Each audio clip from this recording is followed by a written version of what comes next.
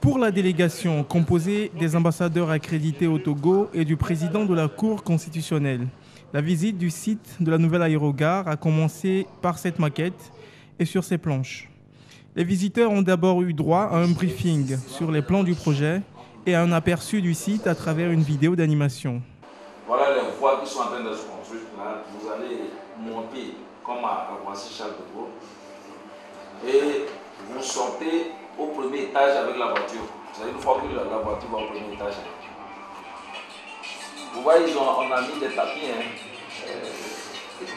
Mais pour tout le monde, tout le monde va droit au tapis là-bas. Et là, vous rentrez directement dans l'avion. Après cette projection virtuelle, place ensuite à la visite sur le terrain pour constater de visu et palper du doigt la réalité de l'avancée des travaux.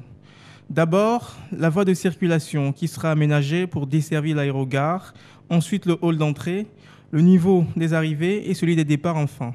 Une fois la boucle bouclée, les visiteurs ne tarissent pas de commentaires élogieux.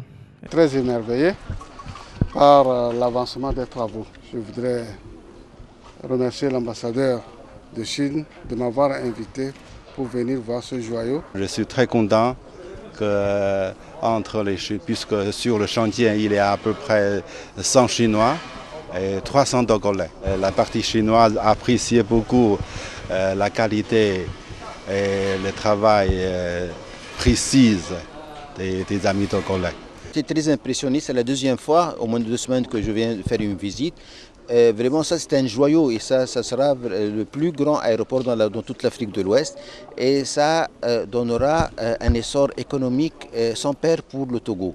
Tel qu'on le voit aujourd'hui, avec la visite que nous venons d'effectuer du gros œuvre qui vient d'être achevé en compagnie du directeur Lata et de l'ensemble du corps diplomatique, c'est un bâtiment impressionnant. Lancé en octobre 2012, le gros œuvre des travaux est réalisé quasi totalement selon le président du comité de pilotage. À terme, l'aérogare devrait positionner Lomé en hub du transport aéroportuaire dans la sous-région. Un aéroport qui va traiter près de 2 millions de passagers. Et je veux que cet aéroport ait les équipements les plus modernes en matière de supervision de la sûreté. Les détecteurs d'explosifs, les tomographes. Les tomographes, il n'y en a pas en Afrique. Le Togo serait le premier pays équipé. Que nous avons séparation nette de flux. Là, le départ par le haut et arrivé par le bas. 289 jours avant l'expiration du délai, les travaux sont engagés sur la voie de la finition. La livraison de la nouvelle aérogare est prévue pour août 2014.